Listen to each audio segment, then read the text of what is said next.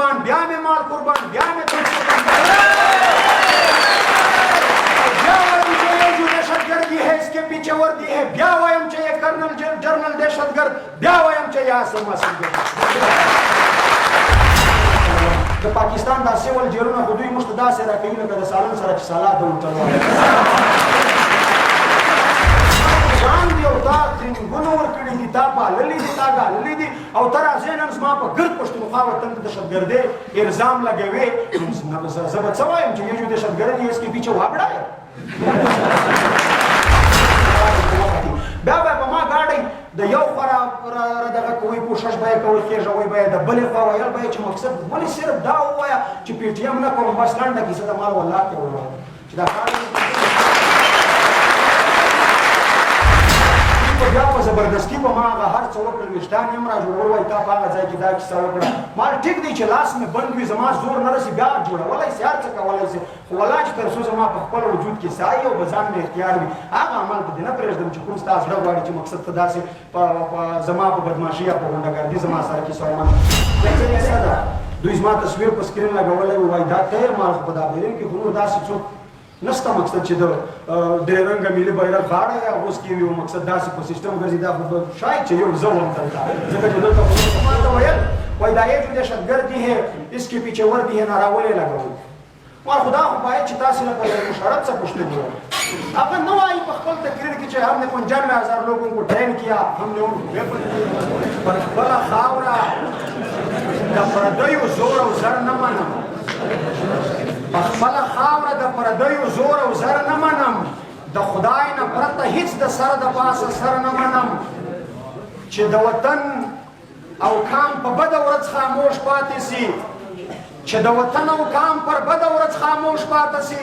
داسې ملک داسې مولا داسې رهبر نه منم او چې پښتونخوا پکې به برباد وي پنجاب آباد وي چې پښتونخوا پکې برباد وي پنجاب آباد وي داسې دوه مخی پاکستان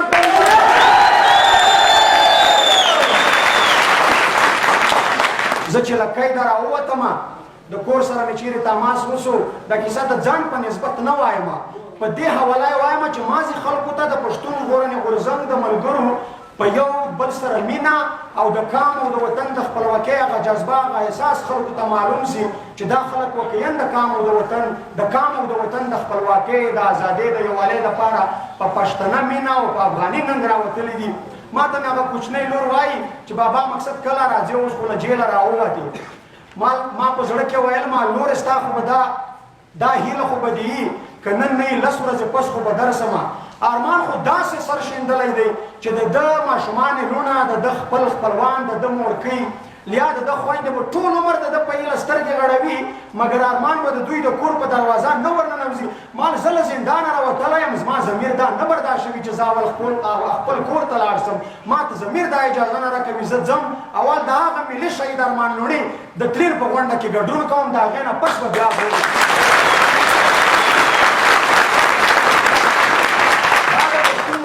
غورځنګ هغه سپېڅلی احساس دی چې موږ ته یې راکړی دی زموږ څه یې د رښتې مینې چې کمې دي یا مقصد مور څونه قدرمنه وي خویندې خپل اولادونه خو دا تحریک چې موږ ته د مور وطن کومه مینه زموږ فکر ته زموږ زړو ته راچولې ده د دې مینې مقابله یو شی هم نسي کولی او موږ په ځان باور لرو چې دا مینه زموږ نه روحونه ایستلی سي مګر دا مینه موږ له دې مینې موږ یو قسم سختۍ یو قسم مشکلات په شا کولی نسي نو ارمان که هر څه نن زموږ په څنګ کې نسته خو هغه ما په بیت کې هم ورته ویلي دي چې تاریخ یې لیکئ د وطن په هر یو کاڼي بوټي پښتنو وروڼو دا د لوی افغانستان شهید دی ټوله فضا د خړه پړه څه غمګین ماښام دی نن د وطن د ملالۍ پیغلې پیزوان شهید دی ارمان دی ټول افغان ملت ویاړ دی د ټول افغان ملت افتخار دی زموږ ملګري هم خبره وکړه څوک دا خواهش لري چې زه په داسې هغه افګار بخاري وایي چې داسې رنګ کې مړ شه چې وطن درپسې وژاړي خپل خو به خود ژاړي چې دښمن درپسې وژاړي دا اعزاز ډېر کمو خلکو ته میلاویږي چې بغیر له کومې داسې شخصي یا انفرادي ګټو نه پرته په کامي اجتماعي سوچ باندې د خپل وطن د خپل محکوم کام د خپلواکۍ یا د دې وطن د ازادۍ لپاره سړی میدان ته راووځي مبارزې ته راووځي او دومره هلې ځلې وکړي حتی چې خپل سر او خپله ځواني پکې بایلي خو په شا نسي دا ډېر بختورو خلکو ته دغه مقام میلاویږي او موږ هم له خدایه دا خواست کوو چې خدایه که وژنې مو بیا مو په داسې مرګ مړه کړه چې شاته کام وطن او د خپل راتلونکي نسلونو ته دا په دغه کې پرته وي چې که موږ دونه وس نسو په هغه وخت کې لرلی چې د خلکو زور مو په لاس ورمات کړی وی خو د دوی د هر جبر هر ظلم باوجود خاموش نه و پاتې سوي حتی یا مو ژوندۍ په قید کې ورته خاورې کړې او یا مو د خپلې ککرۍ پې ماتې کړې خو د دوی غلامي مو په ضمیر نه کړه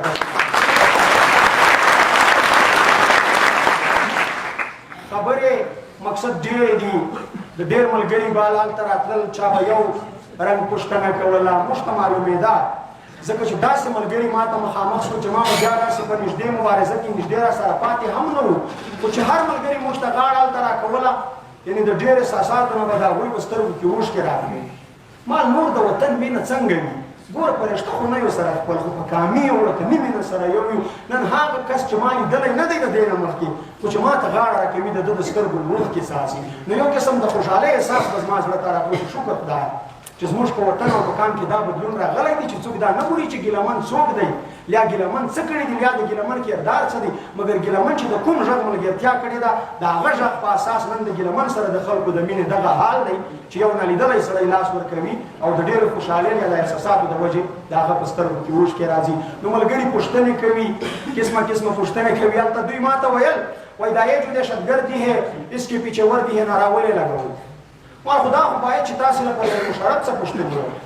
هغه نه وایي په خپل تقریر کې چې ہم نے 95,000 لوگوں کو ٹرین کیا ہم نے ان کو ویپن دیے ان کو اندر بھیجا بیت اللہ مسعود ہمارا ہیرو تھا حکیم اللہ مسعود ہمارا ہیرو ہے نو چې ستا هیروګان دي او تا ټریننګونه ورکړي دي تا پاللي دي تا ګاللي دي او ته راځې نن زما په ګرد پښتونخوا وطن ته دهشتګردۍ الزام لګوې زه به څه وایم چې یہ جو دهشتګرد ہے اس کے پیچھے وابڑا ہے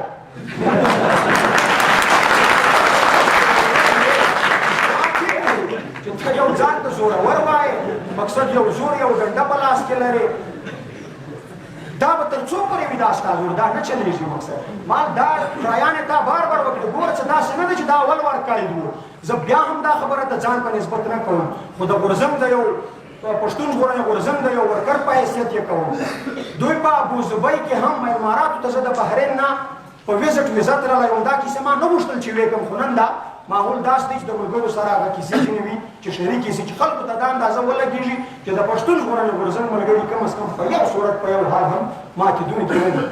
هلته زه په ویزټ ویزا په چکر ویزا تللی وم هلته هم دوی زه قیدي کړم 2 میاشتې محاکمه کړم چې څومره ظلم جبر د اماراتو غوندې په داسې ملک کې چې هلته خلک د هغه ملک د قانون او د آیین او د انساني د حقوقو چې د دوی هلته د خپلو خلکو سره کوي یا د اجنبیانو سره کوي د هغې تعریفونه کېږي په هغه ملک چې له ما سره کوم چلند سوی دی هغه په خوله د بیانېدو نه دی 2 میاشتې دوی هلته ده چې د سړي په عربۍ سره خلاص دی دستي اردو ته راواوښتو وایي بھائی جان بات سنو بات ایسا ہے باور به دې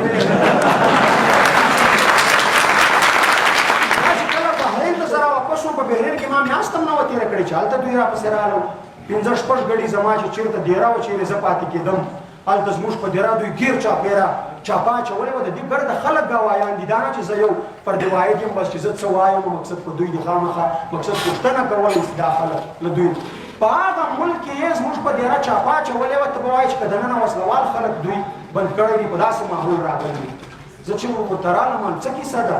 دوی زما تصویر په سکرین لګولی وو وایي دا ته یې ما په دا بهرین کې خو نور داسې څوک نسته مقصد چې د درې رنګه ملي بیرغ غاړه یې اغوستې وي مقصد داسې په سیسټم ګرځي دا خو شاید چې یو زه وم دلته ځکه چې دلته به نور د خوست او د پکتیا او د کابل خلک په هغه ویزو په هغه آییني طریقه باندې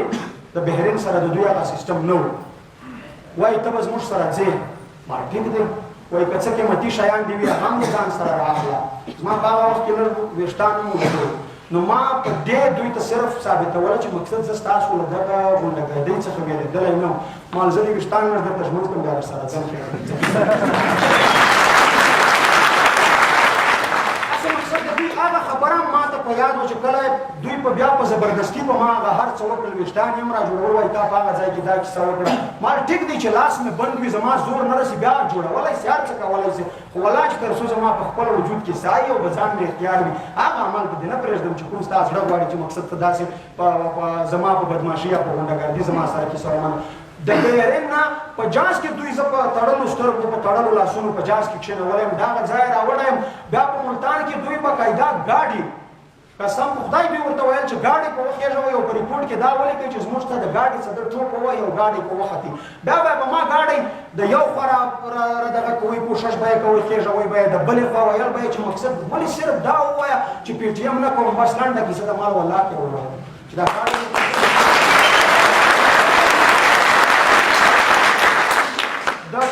د ټوپکانو برش جوړ به دوی زما په غوږو پورې راته سوال مال ولا کې وهم هغه پی ټي ایم او هغه د کامو د وطن غږ به خامخا کوم نو دوی زه په ابوظبي کې وتللم په بحرین کې وتللم د پاکستان داسې ول جیلونه خو دوی موږ ته داسې راکوي لکه د سالن سره چې سالات ته وتل دا خو ورسره دې ته خو هر وخت اماده وو دا ظلم دوی چې خپل کوم څومره جبر وو څومره ظلم وو مقصد بیخي په انساني تاریخ کې به زموږ په دعوا سره چې د چا سره به نه وي سوي چې دوی د پولیټیکل ورکرانو د سیاسي ورکرانو سره کوم عمل هلته په جیل کې کړی وي ما نظم هم په زړه کې سره په راجوړ وو که د مشرانو اجازه وکړه وایم نو مقصد دوی چې هغه هلته کوم عمل کړی دی خو ده به ویل چې دا مه کوئ ها مه کوئ زه راوتلی یم د هغه ظلم جبر نه باوجود چې دوی زما سره په دې نوم کړی دي چې ته له افغانیت ته واوړه ته له درې رنګه بیرغ واوړه ما ته د بیرغ له ځان سره نږدې کړه ته له دې کیسو واوړه چې ځان په دې رنګه بیرغه مې بیا هم سر قربان بیا مې مال قربان بیا مې تن قربان दहशतगर्दी है इसके पीछे वर्दी है ब्या वयम चाहिए कर्नल जर्नल दहशतगर्द ब्या वयम चाहिए आसिम